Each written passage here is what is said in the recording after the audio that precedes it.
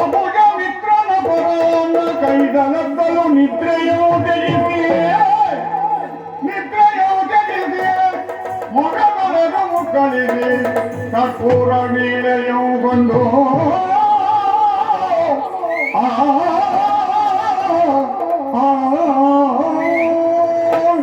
ಏನಾಶ್ಚರ್ಯ ಸ್ವಾಮಿ, ನೇರವಾಗಿ ಕುಂತಳದ ಉಪವನವನ್ನು ಪ್ರವೇಶ ಮಾಡಿದ್ದು ಸತ್ಯ. ತಿರುಗಾಟ ಮಾಡಿದಂತ ನನಗೆ ಆಯಾಸವಾದ ಕಾರಣಕ್ಕಾಗಿ ಆಯಾಗಿ ಮಲಗಿದೆ, ನಿದ್ರೆ ಬಂದ್ಬಿಡ್ತು ನೋಡಿ. ನಾನು ಬಂದ ಕಾರ್ಯವನ್ನು ಯಾವ ಕಾರಣಕ್ಕೂ ಮರೆಯಬಾಗುತ್ತಾನೆ. ಹಿಡಿದು ಬಂದ ಲೇಖನ ಉಂಟು, ಮತ್ತೆ ಇಲ್ಲೇ ಬಂದಲ್ಲ, ಆದಷ್ಟು ಬೇಗ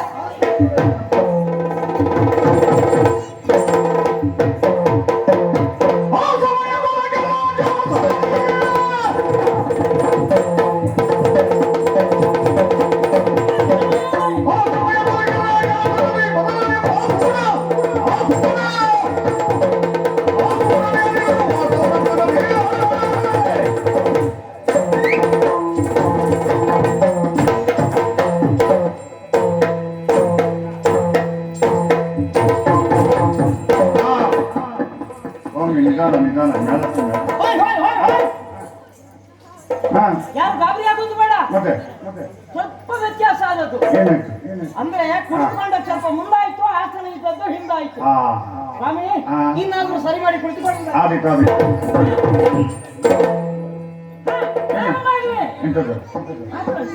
ಮಾತಾಡ್ಸ್ಬೇಕ? ಹೌದಾ? ಪರಾಕ್ರಮ ಗಂಟೆ ಇರುವಂತ ಸ್ಥಳ ಗಂಟೆ ಕಳಿತೇವೆ.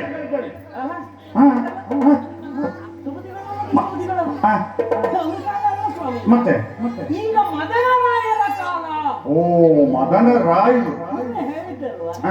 ಆ ಸಮಯದಲ್ಲಿ ಮದನನೆಂಬ ರಾಯ ರಾಜಾಸನದಲ್ಲಿ. ಸ್ವಾಮಿ, ಯೋಗ ಯಾವಾಗ ಬರ್ತದೆ ವ್ಯಕ್ತಿಯೊಬ್ಬನಿಗೆ ಎನ್ನುವುದನ್ನು ತಿಳಿಯುವುದಕ್ಕೆ ಸಾಧ್ಯವಾಗುವುದಿಲ್ಲ.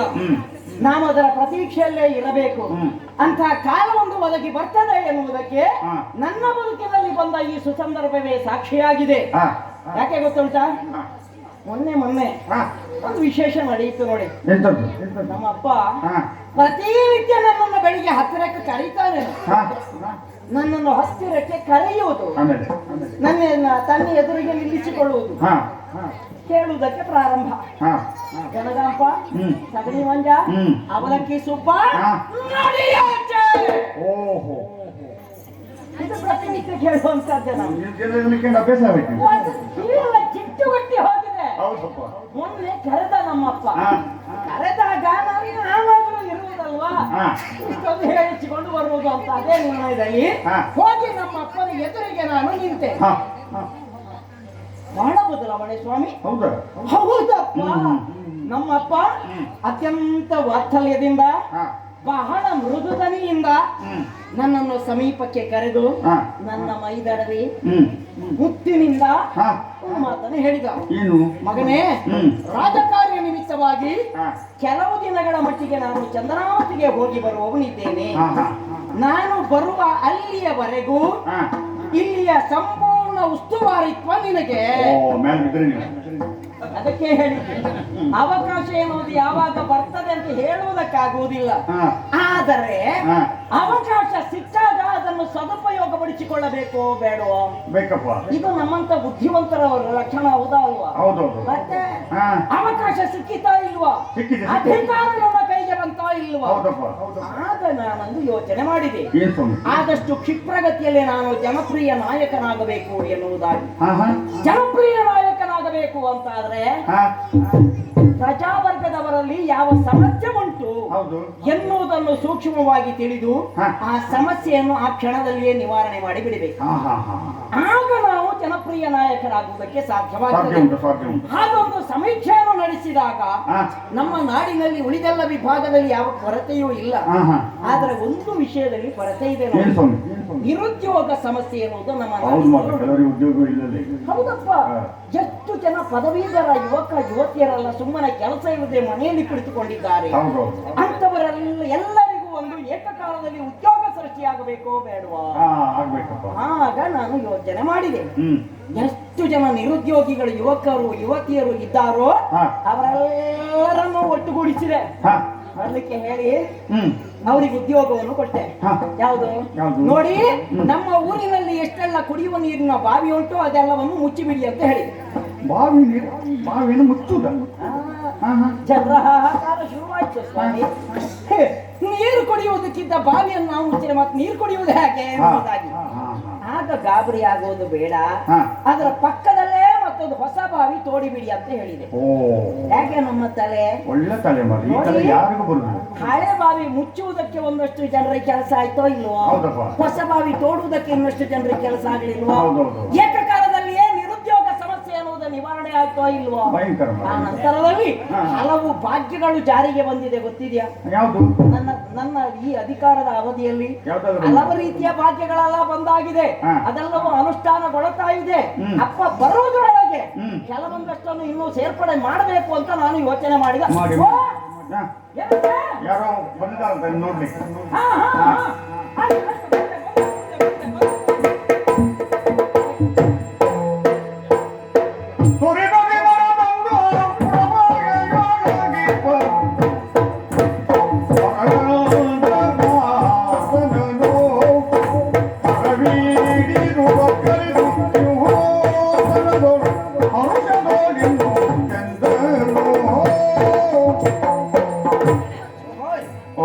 ಆಶ್ಚರ್ಯ ಆಗ್ತಾ ಉಂಟು.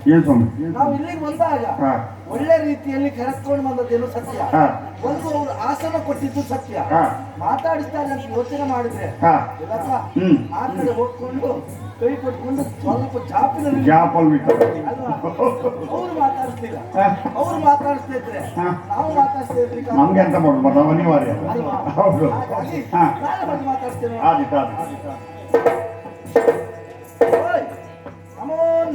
ಒಂದಕ್ಕೆರಡು ಹಾಗೆ ನಾವು ಬೆಳೆಸಿಕೊಂಡ ಕ್ರಮ ಇದೊಂದು. ಅಂದ್ರೆ ಒಂದು ಕಾಲದಲ್ಲಿ ನಾನು ಸಿಕ್ಕವರಿಗೆಲ್ಲ ನಮಸ್ಕಾರ ಕೊಟ್ಟು ಕೊಟ್ಟು ಕೊಟ್ಟು ಕೊಟ್ಟು ಕೊಟ್ಟು ಕೊಟ್ಟು ಸಾಕಾಗಿ ಹೋಯ್ತು. ಆಗೊಂದು ತೀರ್ಮಾನಕ್ಕೆ ಬಂದಿದ್ದೇನೆ, ಇನ್ನು ಮುಂದೆ ನನಗೆ ಮತ್ತೊಬ್ಬರು ನಮಸ್ಕಾರ ಕೊಟ್ಟ ವಿನಃ ನಮಸ್ಕಾರ ನಾನು ಕೊಡುವುದಿಲ್ಲ ಎನ್ನುವ ನಿರ್ಣಯಕ್ಕೆ ಬಂದೆ. ಅದಕ್ಕೆ ನೀವು ನಮಸ್ಕಾರ ಕೊಟ್ಟರ ಇಲ್ವಾ? ಅದಕ್ಕೆ ಬಡ್ಡಿ ಸೇರಿಸಿ ಒಂದಕ್ಕೆರಡು. ಸಂತೋಷದಿಂದ ನಿಮ್ಮನ್ನ ಕಂಡು ಸಂತೋಷ. ಅದು ಹೌದು.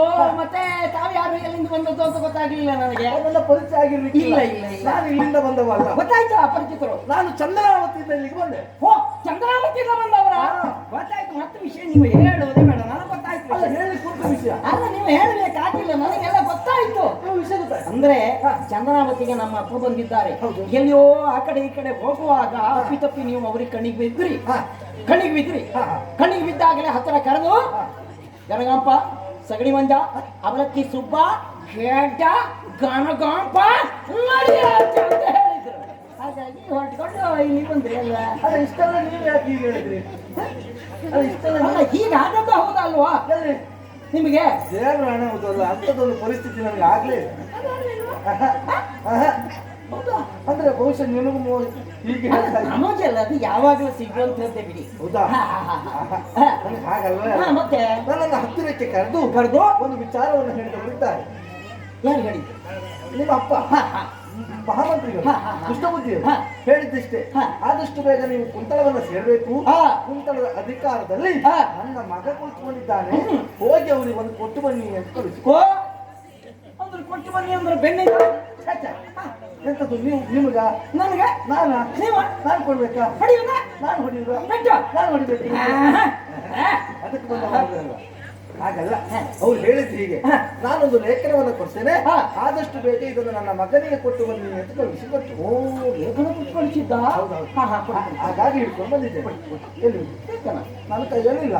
ಅಲ್ಲ, ಕೊಟ್ಟು ಕಳಿಸಿದ್ದೆ ನಿಮ್ಮಲ್ಲಿ, ನಿಮ್ಮ ಕೈಯಲ್ಲಿ ಇಲ್ಲ ಅಂತ ಆದ್ರೆ ಕಳ್ಕೊಂಡು ಬಂದ್ರ? ಕಳೆದುಕೊಂಡು ಬಂದ ತಳಿವೆ ಅಲ್ಲ, ಅವರು ಬರುವಾಗ್ಲೇ ಹೇಳಿದ್ದಾರೆ, ಇದು ಗುಟ್ಟಿನ ಲೇಖನ, ಯಾವ ಕಾರಣಕ್ಕೂ ಇದನ್ನು ನೀರು ಮುಟ್ಟಬಾರದು. ಹಾಗಾಗಿ ನಿನ್ನ ಸೆರಗಿನಲ್ಲಿ ನಾನು ಕಟ್ಟಿ ಕಳುಹಿಸ್ತೇನೆ, ಹೋಗಿ ನನ್ನ ಮಗನ ಎದುರುಗಡೆ ನಿಂತ್ಕೊಳ್ಳಿ, ಅವನೇ ಆ ಗಂಟನ್ನು ಬಿಡಿಸ್ಕೊಳ್ತಾನೆ ಅಂತ ಅವರೇ ಹೇಳಿದ್ದಾರೆ. ಓಹೋ, ಹಾಗಾಗಿ ಸೆರಗಿನಲ್ಲಿ ಕಟ್ಟಿಕೊಂಡು ಇಲ್ಲಿ ಉಂಟು ನೋಡಿ. ನೋಡಿದ್ರೆ ಗೊತ್ತಾಗ್ತದೆ, ಅದು ನಮ್ಮ ಅಪ್ಪನ ಗಂಟೆ ಅಂತ ಗೊತ್ತಾಗ್ತದೆ. ಹೌದಾ? ಮತ್ತೆ ಅಪ್ಪನ ಗಂಟೆ ಸಿಕ್ಕುದಿದ್ರು ಏನಿದ್ರು ಮಕ್ಕಳಿಗೆ ಅಲ್ವಾ? ಅಲ್ವಾ? ಸರಿ, ಇದು ನಿಮ್ಮ ಹೆಸರು? ನನ್ನ ಹೆಸರು ಚಂದ್ರಹಾಸ. ಚಂದ್ರಹಾಸ.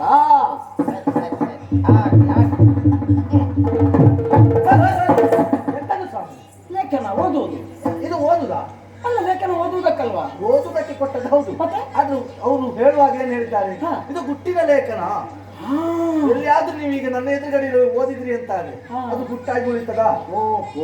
ಹಾಗಾಗಿ ಏಕಾಂತದಲ್ಲಿಯೇ ಇದನ್ನು ವಾಚಿಸಬೇಕಾಗಿದೆ. ಸತ್ಯ. ನನ್ನ ಏಕಾಂತಕ್ಕೆ ಭಂಗವಾಗುವುದಿದ್ರೆ ಸದ್ಯ ನಿಮ್ಮಿಂದಲೇ ನಾನಿಲ್ಲಿದ್ದೇನೆ, ನಿಮ್ಗೊಂದು ವ್ಯವಸ್ಥೆ ಆಗ್ಬೇಕು ಅಂತ ಆಯ್ತು ಏನ್ ಮಾಡುದು ಅಲ್ವಾ? ಇವರನ್ನ 3ನೇ ಮಾಡಿಯ 108ರ ಆ ಕೋಣೆಗೆ, ಆ ಕತ್ತಲೆ ಕೋಣೆಗೆ ಹಾಕಿ ಬಾಗಿಲಿಗೆ ಕಟ್ಟಿ ಹಿಡಿದು 108 ಕಾಗ್ತೇನೆ. ಅದು ಕತ್ತಲೆ ಕೋಣೆ 108.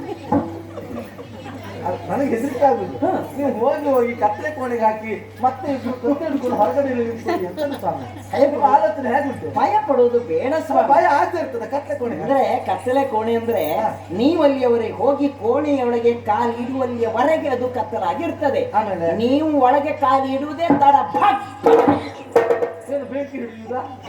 ಅಲ್ಲಿ ನಾವೊಂದು ಸುಟ್ಟು ಹೋಗ್ಲಿ ಅಂತ ಬೆಂಕಿ ಅಲ್ಲ, ಬೆಳಕು ಆ ರೀತಿಯಲ್ಲಿ ಬೆಳಕು ಹೊತ್ತಿಕೊಳ್ತದೆ. ಆಮೇಲೆ ಬಾಗಿಲಲ್ಲಿ ಇಬ್ಬರು ಬಿಚ್ಚುಗತ್ತಿಯ ವೀರ ಭಟರು. ಅಲ್ಲ ಊರು ಯಾಕೆ ಅಂದ್ರೆ ನಿಮಗಿದು ಅಪರಿಚಿತ ಪ್ರದೇಶ ಅಲ್ವಾ? ಆದ್ದರಿಂದ ನಿಮಗೆ ಭಯವಾಗದೆ ಇರಲಿ ಎನ್ನುವ ಕಾರಣದಿಂದ ನಿಮ್ಮ ರಕ್ಷಣೆಗಾಗಿ ಇಬ್ಬರು ಬಿಚ್ಚುಗತ್ತಿಯ ವೀರ ಭಟರು. ವ್ಯವಸ್ಥೆ ಮತ್ತೆ ದಾಕ್ಷಿಣ್ಯ ಮಾಡಬೇಡಿ. ಅಲ್ಲಿ ಇರುವುದು ಎಲ್ಲವನ್ನು ಸ್ವೀಕರಿಸಿ ಅದೀತಾ ಸತ್ಕಾರದ ಎಲ್ಲ ವ್ಯವಸ್ಥೆ ಮಾಡಿದ್ದೇವೆ. ಆಯ್ತು.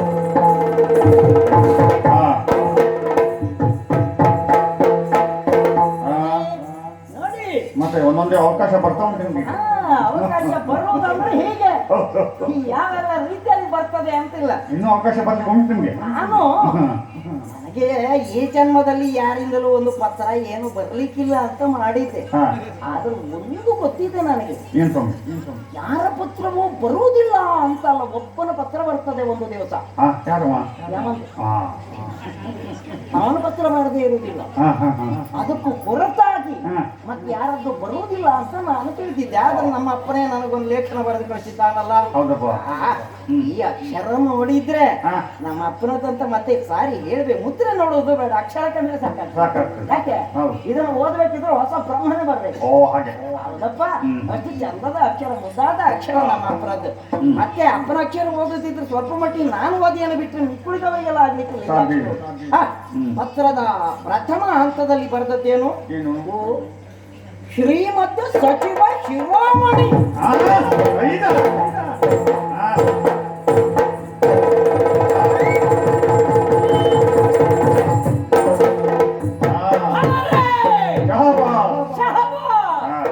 ಸ್ವಾಮಿ, ಇನ್ನು ನಾನು ಸತ್ತರೂ ಬೇಸರ ಇಲ್ಲ ನೋಡಿ. ನನ್ನ ಜನ್ಮ ಸಾರ್ಥಕವಾಯಿತು. ಯಾಕೆ ಇಷ್ಟು ದಿವಸದವರೆಗೆ ನನ್ನ ಅಪ್ಪ ನನ್ನನ್ನು ಹಾಗೆ ಹೀಗೆ ಹೆಡ್ಡ ಗಪ್ಪ ಅಂತ ಹೀಗೆ ಹೇಳ್ತಾ ಇದ್ದ ನಮ್ಮಪ್ಪ. ಇದ್ದಕ್ಕಿದ್ದ ಹಾಗೆ ಒಂದೇ ಪತ್ರದಲ್ಲಿ ಶ್ರೀಮದ್ ಸಚಿವ ಶಿರೋಮಣಿ ಎನ್ನುವುದಾಗಿ ನನ್ನನ್ನು ವಿಜೃಂಭಿಸಿ ಸಂಬೋಧಿಸಬೇಕು ಅಂತಾದ್ರೆ ನಾನು ಎಷ್ಟು, ನಾನು ಏನು, ನನ್ನ ಅವಶ್ಯ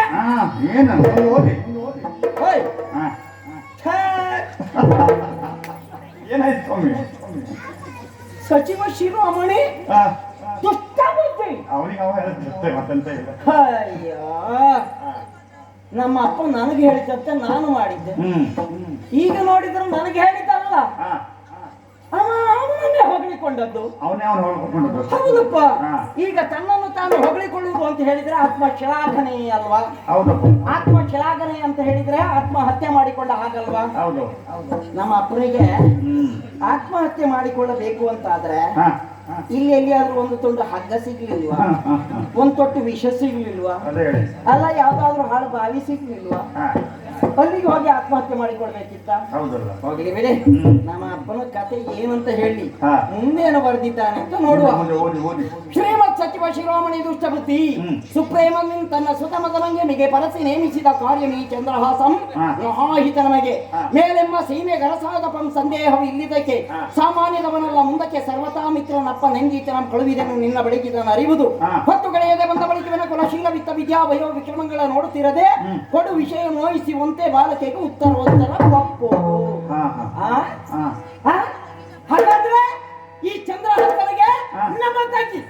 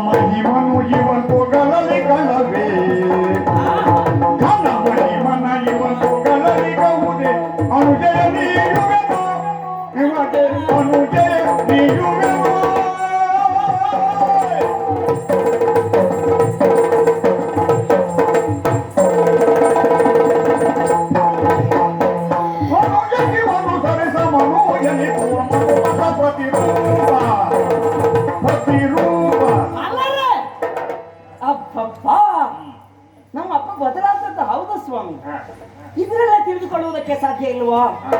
ಯಾಕೆಂದ್ರೆ ಇಷ್ಟು ಸಮಯದವರೆಗೂ ತನಗೆ ಮನೆಯಲ್ಲೊಬ್ಬಳ ಮಗಳಿದ್ದಾಳೆ, ಅವಳಿಗೆ ಪ್ರಾಯ ಬಂದಿದೆ, ಅವಳಿಗೆ ಮದುವೆ ಮಾಡಿಸಬೇಕು ಎನ್ನುವ ಯೋಚನೆಯೇ ನಮ್ಮ ತಂದೆಗೆ ಬಂದದ್ದಿಲ್ಲ. ಈಗ ತಾನೇ ನಮ್ಮ ತಂದೆಗೆ ಈ ಒಂದು ಹೊಣೆಗಾರಿಕೆ ಆ ಪ್ರಜ್ಞೆ ಮೂಡಿತಲ್ವೇ? ಖಂಡಿತ ಮೆಚ್ಚಲೇಬೇಕು. ಮಾತ್ರವೇ ಅಲ್ಲ, ಎಲ್ಲಿಯೋ ಸಾಮಾನ್ಯ ಒಬ್ಬನನ್ನ ಕಳಿಸಿಕೊಟ್ಟದಲ್ವಾ ಅಲ್ವಲ್ಲ, ಅನುಜೆಗೆ ಇವನು ತಕ್ಕ ವರ ಎನ್ನುವುದರಲ್ಲಿ ಸಂದೇಹವೇ ಇಲ್ಲ. ಮನುಮತನ ಪ್ರತಿರೂಪದಂತಿರುವಂತಹ ಈ ಚಂದ್ರಹಾಸ ನಾಮಕನಿಗೆ ನಮ್ಮ ತಂಗಿಯನ್ನು ಕೊಟ್ಟು ಮದುವೆ ಮಾಡಬೇಕಾದದ್ದು ಅಣ್ಣನಾಗಿ ನನಗದು ಕರ್ತವ್ಯ. ಮಾತ್ರವೇ ಅಲ್ಲ, ಎಚ್ಚರಿಕೆಯಂತೆ ಬರೆದಿದ್ದಾನೆ. ಹೊತ್ತುಗಳೆಯದೆ ಕಾಲ ವಿಳಂಬ ಮಾಡದೆ ಆದಷ್ಟು ಶೀಘ್ರದಲ್ಲಿ ಮದುವೆ ಕಾರ್ಯ ಎಂಬುದು ಆಗಬೇಕಾಗಿದೆ.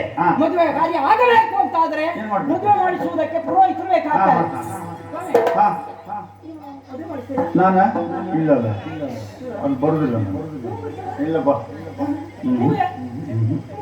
ಇಲ್ಲ ನಿಮ್ಮ ಅವಶ್ಯಕತೆ ಇಲ್ಲ ನಮ್ಗೆ. ನಮ್ಮ ಅಂಶನ ಪುರೋಹಿತರು ಇದ್ದಾರೆ, ಮತ್ತೆ ಅವರನ್ನು ಬಿಟ್ಟು ನಿಮಗೆಲ್ಲ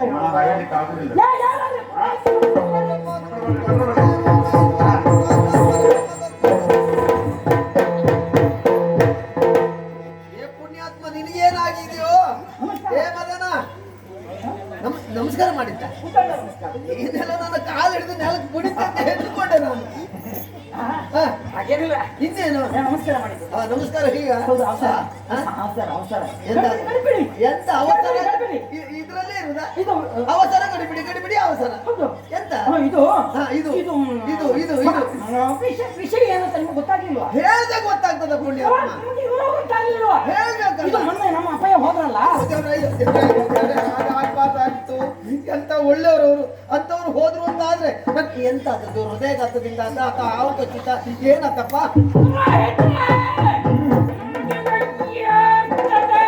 ಇಳಿಸು ಇಳಿಸು ಇಳಿಸು. ಈಗ ಸಮಾಧಾನ ಆಯ್ತಾ? ಪುರೋಹಿತರೆ, ನೀವು ಹೇಳುದು ಅಪ್ಪ ಹೋದ್ರು ಅಂದ್ರಲ್ಲಿ ಹೋದ್ರು ಅಂತ ಹೇಳಿದ್ರೆ ಏನು ಮೇಲಕ್ಕೆ ಹೋದ್ರ ಅಂತ ಮತ್ತೆ ಸತ್ತು ಹೋದ್ರು ಅಂತಲ್ಲ ಮತ್ತೆ ಹಾಗೆ ಹೇಳಿದ್ರಲ್ಲ ಸ್ವಾಮಿ. ಮತ್ತೆ ಅಪ್ಪ ಹೋದ್ರಲ್ಲ ಅಂತ ಹೇಳಿದ್ರೆ ನಮ್ಮ ಈ ಕುಂತಳ ನಗರಿಯಿಂದ ಚಂದನಾವತಿಗೆ ಹೋದ್ರಲ್ಲ, ಹಾಗೆ ಹೇಳಿದ್ರೆ ಯಾವಾಗಲೂ ಹೇಳಿದ್ರೆ ಈ ರೀತಿ ಬೇಕಾಗಿತ್ತು. ಹೋದ ನಮ್ಮ ಅಪ್ಪ ನನಗೆ ಆಗಿ ಒಂದು ಲೇಖನವನ್ನು ಬರೆದು ಕಳಿಸಿಕೊಟ್ಟಿದ್ದಾರೆ. ಸ್ವಾಭಾವಿಕವಾಗಿ ಆ ಲೇಖನದಲ್ಲಿ ವಿಷಯ ಏನಿದೆ ಏನುಂಟು? ಶ್ರೀಮತ್ ಸಚಿವ ಶಿರೋಮಣಿ ದುಷ್ಟಪತಿ ಸ್ವಪ್ರೇಮತಿ ತನ್ನ ಸುತಮತನಿಗೆ ಮೆಗೆ ಬರೆಸಿ ನೇಮಿಸಿದ ಕಾರ್ಯಮಿ ಚಂದ್ರಹಾಸಂ ಮಹಾಯುಧಮಿದೆ ಮೇಲೆಮ್ಮ ಸೀಮೆಗಳ ಸಾಧಪಂ ಸಂದೇಹ ಇಲ್ಲಿದ್ದಕ್ಕೆ ಸರ್ವತಾ ಮಿತ್ರನಪ್ಪ ನಿಂದಿತ್ತನು ಕಳುಹಿದನು ನಿನ್ನ ಬಳಿಗೆ ಜನರಿವುದು ಹೊತ್ತುಗಳಿಂದ ಬಂದ ಬಳಿಕ ರಾಶಿಗಳ ವಿದ್ಯಾವಯ ವಿಕ್ರಮಗಳನ್ನು ನೋಡುತ್ತಿರದೆ ಕೊಡು ವಿಷಯ ಮೋಹಿಸುವಂತೆ ಬಾಲಕರಿಗೆ ಉತ್ತರ ಒಪ್ಪುವುದು. ಸ್ವಲ್ಪ ಉಸಿರು ಬಿಡ್ಕೊ. ನೀನು ಹೇಳಿದ್ ನಿಮ್ಗೆ ಅರ್ಥ ಆಯ್ತಾ? ಮತ್ತೆಂತ ಪಡ ಪಡ ಪಡ ಪಡ ಪಡ ಪಡ ಪಡ ಪಡ ಪಡ ಅಂತ್ಯಪಾಠ ಮಾಡಿದ್ದು ಅಷ್ಟು ಪ್ರಯತ್ನ ಉಂಟಲ್ಲ. ಕಂಠಪಾಠ ಮಾಡೋದು ಸುಲಭ ಇಲ್ಲ. ಈಗ ಆದಷ್ಟು ಬೇಗನೆ ನಮ್ಮ ತಂಗಿ ಮದುವೆ ಆಗಬೇಕು. ಮದುವೆ ಮದುವೆ ಮದುವೆ ಮದುವೆ ಹೌದು, ಒಟ್ಟು ಮದುವೆ, ತಂಗಿ ಮದುವೆ. ಹುಡುಗ ಬೇಡ? ಸ್ವಾಮಿ, ಯಾರು ಈ ಪತ್ರ ತಂದ್ಕೊಂಡು ಬಂದಿದ್ದಾರಲ್ಲ, ಪತ್ರ ತಂದು ತೆಗೆದುಕೊಂಡು ಬಂದ ಅವನಿಗೆ ಕೊಟ್ಟು ಮದುವೆ ಮಾಡ್ಬೋದು. ನಿನಗೆ ಬುದ್ಧಿ ಉಂಟ? ಬಿಡು, ಅಪ್ಪನಿಗಂತೂ ಬುದ್ಧಿ ಇಲ್ಲ, ಪ್ರಾಯ ಆಗಿದೆ. ನೀನಾದ್ರೂ ಸ್ವಲ್ಪ ಯೋಚನೆ ಮಾಡ್ಬೇಕೋ ಬೇಡವಾ? ಈಗ ಓಲೆ ತಂದವನಿಗೆ ನಿನ್ನ ತಂಗಿಯನ್ನು ಕೊಟ್ಟು ಮದುವೆ ಮಾಡಿಸುದಾ? ಆ ಓಲೆಗಾರನಿಗೆ ಬೇರೆ ಹುಡುಗ ಸಿಗುದಿಲ್ವಾ?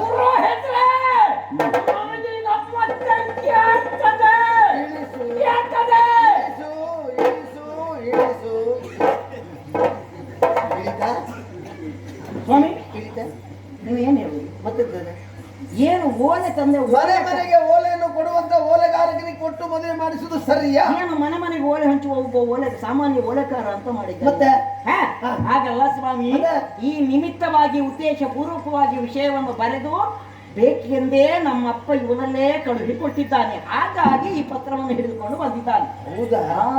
ಅಲ್ಲ, ಮಾತ್ರವೇ ಅಲ್ಲ, ತಡ ಮಾಡಲಿಕ್ಕಿಲ್ಲ. ಶೀಘ್ರದಲ್ಲೇ ವಿವಾಹ ಕಾರ್ಯ ಆಗಬೇಕು. ವಿಷಯ ಇಲ್ಲಿ ಹುಡುಗನಿಗೆ ವಿಷಯ ಗೊತ್ತುಂಟಾ? ಇದು ಹುಡುಗನ ವಿಷಯ ಗೊತ್ತು. ಮತ್ತೆಂತ ಮದುವೆ ನಿನ್ನದ್ದು? ಮದುವೆ ಆಗುದಿಲ್ಲ, ಅವನಿಗೆ ವಿಷಯ ಗೊತ್ತಾಗ್ತದೆ. ಮತ್ತೆ ಗೊತ್ತಾಗ್ಬೇಕು.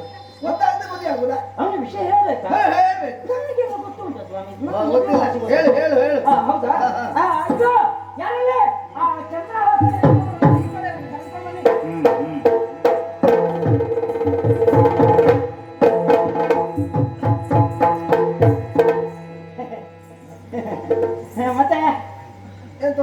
ಹೌದಾ? ಹೌದು. ಇದು ಆತಿಥ್ಯ ಹೇಗಾಯ್ತು? ಒಳ್ಳೆ ರೀತಿಯಲ್ಲಿ ಆತಿಥ್ಯ ಆಗಿದೆ. ಹೌದಾ? ಸಂತೋಷ ಆಯ್ತು. ಕರದ್ದೆ ಆಯ್ತು ಅವ್ನು. ವಿಷಯ ಕರ್ದಿದ್ದು ಯಾಕೆ? ಹೌದು, ಇದು ವಿಷಯ ಹೇಳಿದೆ. ಇದು ವಿಷಯ ವಿಷಯ ಮತ್ತೇನಲ್ಲ. ಅಲ್ಲ, ನೆನ್ಪೋಯ್ತಾ? ಹೇಳು ವಿಷಯ ಹೇಳಿದೆ ಅವ್ನಿಗೆ ಗೊತ್ತಾಗ್ತದ. ಕೆಲಸ ಮಾಡಿ ನೀವು ನೆನ್ಪು ಮಾಡ್ಕೊಂಡು ಆಮೇಲೆ ಕರೀರ. ಮತ್ತೆ ವಿಷಯ ಯಾವುದು? ಅವ ಹೇಳೋದ್ರಲ್ಲಿ ತಪ್ಪಿಲ್ಲ. ಅಲ್ಲ ಸ್ವಾಮಿ, ವಿಷಯ ಕೇಳಬೇಕು ಅಂತ ನಾನು ತೊಡಗುವುದಕ್ಕೆ ನೀವು ಬಿಡುವುದಿಲ್ಲ. ಒಂದು ಕಡೆಯಲ್ಲಿ ನೀವು ಅವಸರ ಮಾಡ್ತೀರಿ, ಒಂದು ಕಡೆಯಲ್ಲಿ ಅವರಿಗೆ ಅವಸರ ಉಂಟು. ಶೀಘ್ರ ಅತಿ ಶೀಘ್ರ. ಹೌದಪ್ಪ, ನನಗೆ ಅವಸರ ಇದ್ದದ್ದೇ, ಇದ್ದದ್ದೇ. ಜೊತೆಯಲ್ಲಿ ನೀವು ಅವಸರ ಮಾಡ್ತಾ ಇದ್ದೀರಿ. ಇದು ವಿಷಯ ಮತ್ತೇನಲ್ಲ. ಅಪರೂಪಕ್ಕೆ ನಮ್ಮ ಊರಿಗೆ ಬಂದವರು ನೀವು. ಹೌದು. ಅಪರೂಪಕ್ಕೆ ಬಂದಂತ ನಿಮ್ಮನ್ನು ಹಾಗೆ ಸುಮ್ಮನೆ ಕಳಿಸಿ ಕೊಡಬಾರದು, ನಿಮ್ಮ ಕೊರಳಿಗೊಂದು ಕುಂಟೆ ಕಟ್ಟಿ ಕಳಿಸಿ ಕೊಡುವ ಅಂತ ಯೋಚನೆ. ಸ್ವಾಮಿ, ಬೇಲಿ ಹಾಕ ಗೂಳಿ ಅಲ್ಲ ಅಂತ ಅಭ್ಯಾಸ ನಮಗಿಲ್ಲ. ಬೇಲಿ ಹಾಕುವ ಅಭ್ಯಾಸ ನಮಗಿಲ್ಲ ಸ್ವಾಮಿ. ನಾವು ಒಳ್ಳೆಯವರು, ನಮ್ಗೆ ಅಂತ ಅಭ್ಯಾಸ ಇಲ್ಲ. ಹೌದಲ್ಲ? ಅಂದ್ರೆ ಹಾಗಲ್ಲ, ನಾಡಾಡಿಗರವನ್ನು ಮಾತಾಡಲ್ವಾ? ಈ ಹುಡುಗನಿಗೆ ಚಿಗುರು ಮೀಸೆ ಬಂದಿದೆ, ಪ್ರಾಯ ಬಂದಿದೆ, ಇನ್ನೂ ಕೊರಳಿಗೊಂದು ಕುಂಟೆ ಕಟ್ಟುವುದು ಯೋಗ್ಯ ಅಂತ ಹೇಳ್ತಾರಲ್ಲ ಹಿರಿಯರಲ್ಲ, ಅಲ್ವಾ? ವಾಡಿಕೆ ನಿಮ್ಮ ಲೆಕ್ಕದಲ್ಲಿ ಕುಂಟೆ ಕಟ್ಟುವುದು ಅಂದ್ರೆ ಅಂದ್ರೆ ಮದುವೆ ಮಾಡಿಸುವುದು ಎಂದರ್ಥ. ಮದುವೆ ಮದುವೆ ಮದುವೆ ಮದುವೆ ಯಾರಿಗೆ? ನೀವು ಲೇಖನವನ್ನು ತಂದಿದ್ದೀರಲ್ಲ, ಆ ಲೇಖನದಲ್ಲಿ ಬರೆದ ಒಕ್ಕಣೆಯೇ ಇದು. ನನ್ನ ತಂಗಿಯನ್ನು ನಿಮಗೆ ಕೊಟ್ಟು ಮದುವೆ ಮಾಡಬೇಕು ಎನ್ನುವುದಾಗಿ. ಸ್ವಾಮಿ, ಈಗ ಸ್ಪಷ್ಟವಾಗಿ ಅರ್ಥವಾಯಿತು. ಲೇಖನವನ್ನು ಬರೆದು ಕಳುಹಿಸುವಾಗಲೇ ಮಂತ್ರಿಯವರು ಆಡಿದ ಮಾತು, ಇದು ಗುಟ್ಟಾಗಿ ಕೊಡುವ ಲೇಖನ, ಇದನ್ನ ನೀನು ಮುಟ್ಟಬಾರ್ದು, ಇದನ್ನ ನೀನು ವಾಚಿಸಬಾರ್ದು, ಹೋಗಿ ಮದನನಿಗೆ ಕೊಡಬೇಕು, ಅವರು ಏಕಾಂತದಲ್ಲಿ ಓದಬೇಕು ಅಂತ ಹೇಳಿದ್ದಾರೆ. ಗುಟ್ಟಾಗಿ ಕೊಟ್ಟ ಲೇಖನ, ಅದನ್ನು ಗುಟ್ಟಾಗಿ ಹಿಡ್ಕೊಂಡು ಬಂದಿದ್ದೇನೆ, ನಿಮ್ಮಲ್ಲಿ ಗುಟ್ಟಾಗಿ ಕೊಟ್ಟಿದ್ದೇನೆ, ನೀವು ಗುಟ್ಟಾಗಿ ಓದಿದ್ದೀರಿ, ಈ ಗುಟ್ಟಾಗಿ ಮದುವೆ ಮಾಡಿಸುವುದಕ್ಕೆ ಪ್ರಯತ್ನ ಪಡ್ತೀರಿ ಅಂತ ಆದ್ರೆ ಈಗ ಗೊತ್ತಾಯ್ತು ನನಗೆ. ಈಗ ನಿಮ್ಮ ತಂಗಿ ಇದ್ದಾಳಲ್ಲ, ಅವ್ರ ಮಗಳು ಯಾವ ಸಂತಿಯಲ್ಲಿಯೂ ಮಾರಾಟ ಆಗಿದೆ, ನಮ್ಗೊಂದು ಕಟ್ಟಿ ಬಿಡುವ ಅಂತ ಯೋಚನೆಯಲ್ಲಿ ಇದ್ದೀರಿ.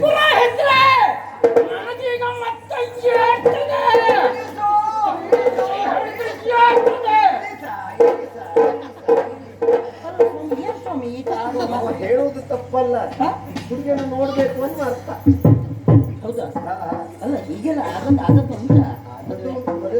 ಅದು ತಂಗಿ ತೋರಿಸಿ ಅಕ್ಕನ ಕೊಟ್ಟು ಮದುವೆ ಮಾಡ್ತೀವಿ. ಹೌದಾ? ಹೌದಾ? ಹಾಗೇನೋ ಅನುಮಾನಿಸುವುದು ಬೇಡ. ನಮ್ಗೆ ಅನುಮಾನ ಉಂಟು. ಈಗ ನಿಮಗೆ ಹುಡುಗಿಯನ್ನು ನೋಡ್ಬೇಕಲ್ವಾ? ಹೌದು. ಈಗ ನೀವು ನನ್ನನ್ನು ನೋಡಿದ್ರೋ ಇಲ್ವೋ? ಹೌದು. ನನ್ನನ್ನು ನೋಡಿದ ಮೇಲೆ ನನ್ನ ತಂಗಿಯನ್ನು ನೋಡುವುದೇ ಬೇಡ ನೀವು. ಬಟ್ರೆ ಜೀವಮಾನದಲ್ಲಿ ನನಗೆ ಮದುವೆ ಬೇಡ, ಬರ್ತೇನೆ. ಸರಿಯಾಗಿ ಹೇಳಪ್ಪ ಬಾಯಲ್ಲಿ. ಇವರು ನೋಡಿದ್ರೆ ನಾನು ನಿಮ್ಮ ತಮ್ಮನ ಮದುವೆ ಹಾಗೆ ಅಲ್ಲ. ಮತ್ತೆ ಅಂದ್ರೆ ನನ್ನ ಮಾತಿನ ಅರ್ಥ ಬೇರೆ. ಅಂದ್ರೆ ಒಂದೇ ಅಚ್ಚಿನಲ್ಲಿ ಸಿದ್ಧವಾದ ಎರಡು ಪ್ರತಿಮೆಗಳು, ನನಗೂ ಹಾಗೂ ಆಕೆಗೂ ಅಷ್ಟು ರೂಪ ಸಾಮ್ಯವಿದೆ ಅಂತ ಹೇಳಬೇಕು. ಲಿಂಗಭೇದ ಉಂಟು, ರೂಪ ಸಾಮ್ಯವಿದೆ, ಅದು ನೋಡ್ಬೇಕಲ್ಲ, ನೋಡ್ಲೇಬೇಕು. ನೋಡ್ಬೇಕು. ಸಂಶಯಾತ್ಮ ವಿನಶ್ಯತಿ ಅಲ್ವಾ? ಹಾಗಾದ್ರೆ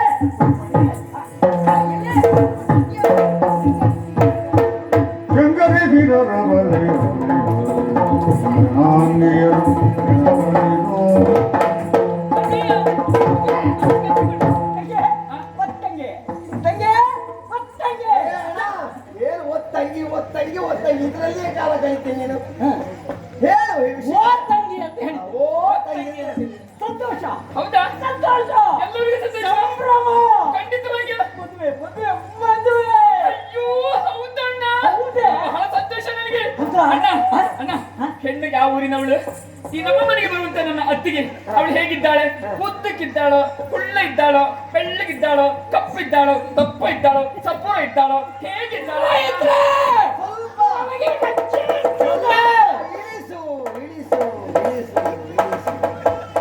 ಮದುವೆ ಅಂತ ಹೇಳಿದಾಗ ಹೌದು ಸ್ವಾಮಿ, ಕೇಳು ತಪ್ಪಲ್ಲ, ಅವಳು ಕೇಳೋ ತಪ್ಪಲ್ಲ.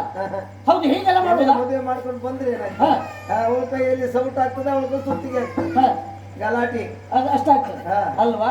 ಆದ್ರೆ ಆಗುವ ಮೊದಲು ಈ ರೀತಿಯ ತವ ಕಾಣನ ಹೆಂಡತಿ ಹೇಗಿರ್ತಾಳೆ ಅಂತ ನೋಡ್ಬೇಕು, ಮಾತಾಡ್ಬೇಕು. ಹೌದಪ್ಪ, ಅಂದ್ಮೇಲೆ ಹಾಗೆ ಸ್ತ್ರೀ ಸಹಜವಾದ ಅಭಿಲಾಷೆ ಅಂತ. ನನಗೂ ಮದುವೆ ಅಲ್ವೇ? ಅಲ್ಲ, ನನಗಲ್ಲ ಮದುವೆ. ನಿನಗಲ್ವಾ? ನನಗಲ್ವೇ? ಮತ್ತಿನ ಯಾರಿಗಣ್ಣ?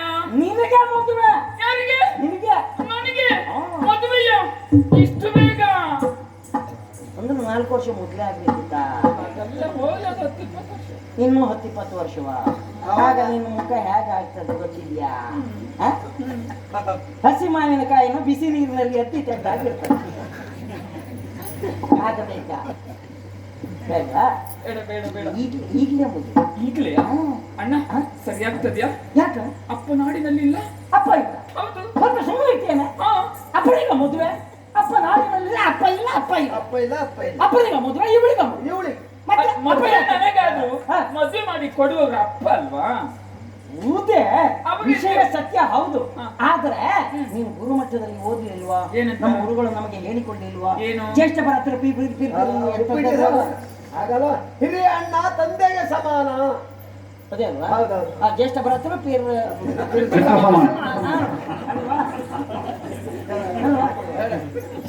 ಅದೇ ಅಲ್ವಾ? ಹೌದಣ್ಣ.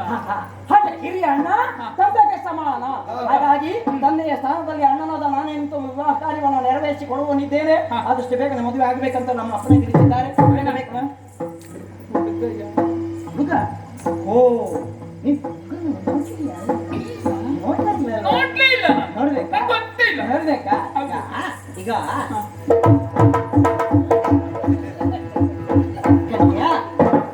ಅಣ್ಣ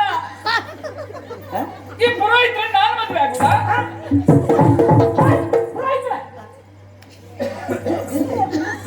ಖುಷಿ ಇರ್ತದೆ.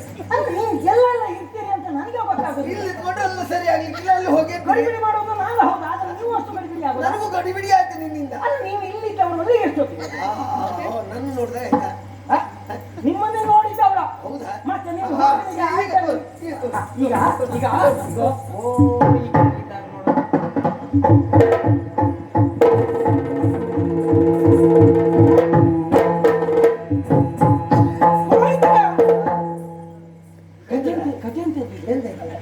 ನನ್ನ ತಂಗಿ ಹೂ ಮಾಡಲಿಲ್ಲ.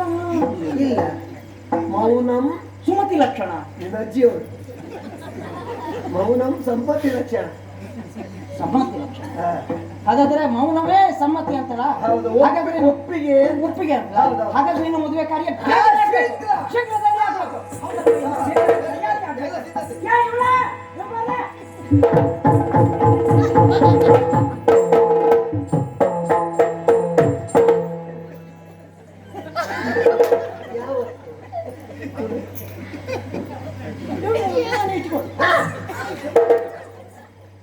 ಇನ್ನು ನೀನು ಮದುವೆ ಬೇಡ, ಮದುವೆ ಬೇಡ. ಇವಳು ಇಟ್ಕೊಂಡಿದ್ಯಲ್ಲ, ಮತ್ತೆ ನೀನು ಮದುವೆ ಬೇಡ. ಇಳಿಸು, ಇಳಿಸು. ಏನ್ ಸ್ವಾಮಿ ನೀವು ಹೇಳುದು? ಮತ್ತೆ ನೀನು ಹೇಳಿದಲ್ಲ ಇಟ್ಕೊಂಡಿದ್ದು ನಾನು ಅಂತ. ಇಟ್ಕೊಂಡ ನಂತರ ಯಾವ ಅರ್ಥ ಮಾಡಿದ್ದೇನೆ? ಮತ್ತೆ ಹಾಗಲ್ಲ ಇದು ಸ್ವಾಮಿ. ಹೇಗಪ್ಪ? ಅಂದ್ರೆ ಹಾ.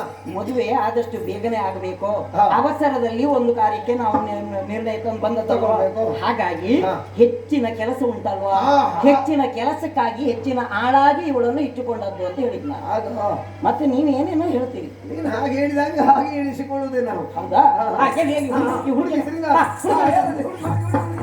ಶೃಂಗರಿಸಿದರ ಬಲೆಯರುಳಿಗೋ ಮುಂಗಾಂಗಿಯರು ಮನವಲಿಗೋ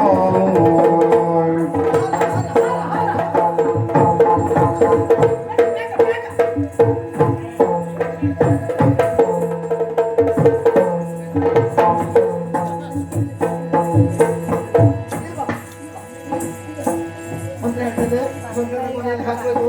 ಸುಮೋತ್ರ ಸಾವಧಾನ, ಸುಲಗ್ನ ಸಾವಧಾನ, ತದೇವ ಲಗ್ನಂ ತುದಂತ ದೇವ, ದಾನಾಬಲಂ ಚಂದ್ರ ಬಲಂತು ತದೇವ, ವಿದ್ಯಾಬಲಂ ಬಲಂತು ತದೇವ, ಲಕ್ಷ್ಮೀ ಪದಯುಗ ಸ್ಮರಾಮಿ ಮುಖ ನೋಡಿ ಮಾಲೆ ಹಾಕು.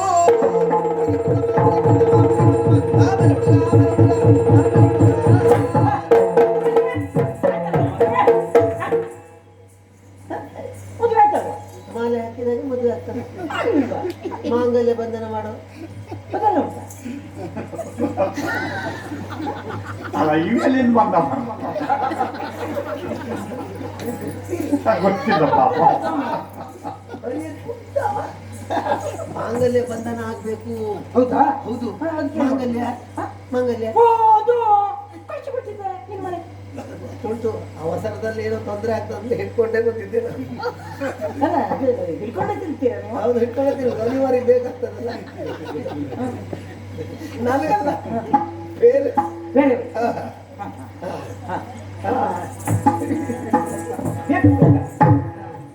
ಮಾಂಗಲ್ಯದಂದು ನಾನೇನ ಮಮ ಜೀವನ ಹೇತು ನಮ್ಮ ಗಂಟೆ ಬಂದಲ್ಲಿ ಹೋಗಿ ಸಹ ಜೀವನ ಶರಣಂ ಸೇತಾಂ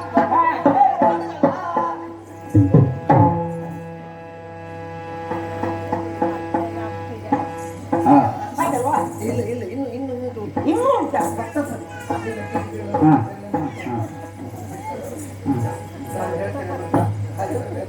ಧರ್ಮೇಚ ಧರ್ಮೇಚ ಅರ್ಥೇಚ ಅರ್ಥೇಚ ಕಾಮೇಚ ಕಾಮೇಚ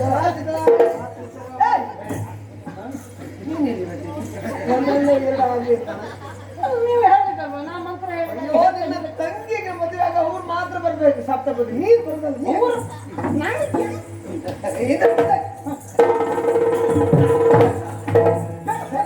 ಧರ್ಮೇಚ ಅರ್ಥೇಚ ಕಾಮೇಚ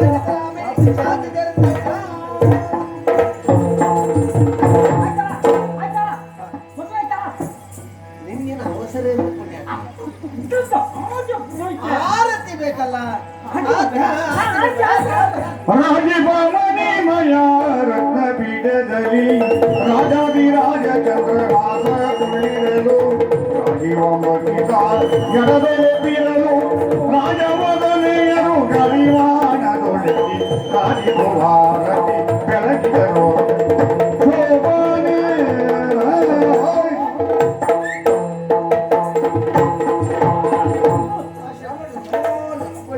ಭಾವಯ್ಯ ಲೋಕ ಸುಖವಾಗಿ ಬರೋ ಅಷ್ಟಪುತ್ರ ಪುತ್ರಿ ಸೌಭಾಗ್ಯವತಿ ಭವ ಎಷ್ಟು ಅಷ್ಟಪುತ್ರ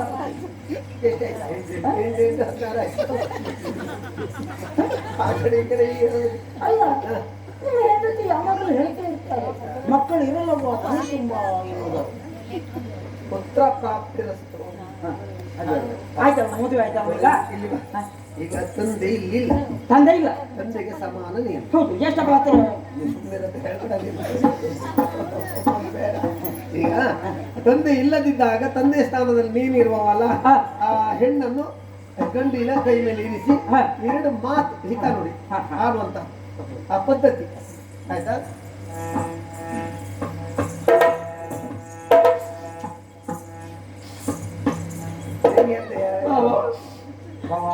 ಯಾರು ಮಾಡಿದ್ರ ಬಾಳಮುತ್ತಿನಿಂದ ಸಾಕಿದ್ದು ನಮ್ಮ ತಂಗಿ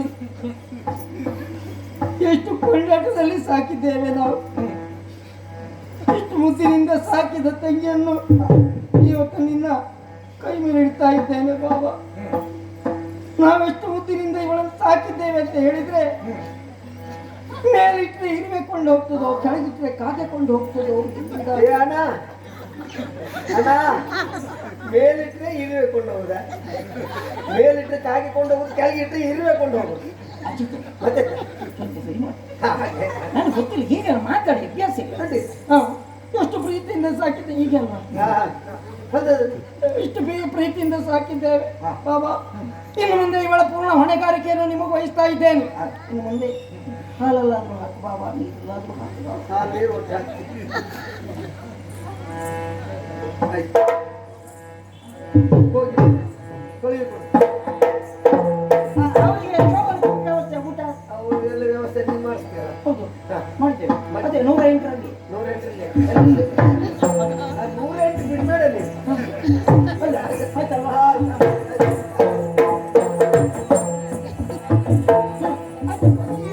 ಆಯ್ತು ಅಂತ ನಿಮಗೆ ಅವಸರ ಆಗಿರ್ಬೋದು ಆ ಕಡೆ ಈ ಕಡೆ ಇತ್ತಿಂದ ಅತ್ತ ತಿರುಗಿ ತಿರುಗಿ ನನಗೆ ಸಾಕಾಗಿದೆ ನಾನು ಮದುವೆ ಮಾಡಿಸಿದವನಲ್ವಾ ಈಗ ಏನಾದ್ರು ಕಾರಣಕ್ಕೆ ಮತ್ತೆ ಹೋಯ್ತು ನನಗೆ ನೀವು ಎಚ್ಚರಿಕೆ ಕೊಟ್ಟಿದ್ದು ಒಳ್ಳೇದಾಯ್ತು ಇದು ದಕ್ಷಿಣ ಯೋಚನೆ ಮಾಡ್ಬೇಡಿ ನಮ್ಮ ಪುರೋಹಿತರು ಬರ್ತಾರೆ ಆ ಕಡೆಗೆ ಪುರೋಹಿತರ ಬೆನ್ನಿಗೆ ಬಡತನ ಬರುವಷ್ಟು ಕೊಟ್ಟು ಕಳಿಸ್ತಾರೆ ಬೆನ್ನು ಗೊತ್ತಿಲ್ಲ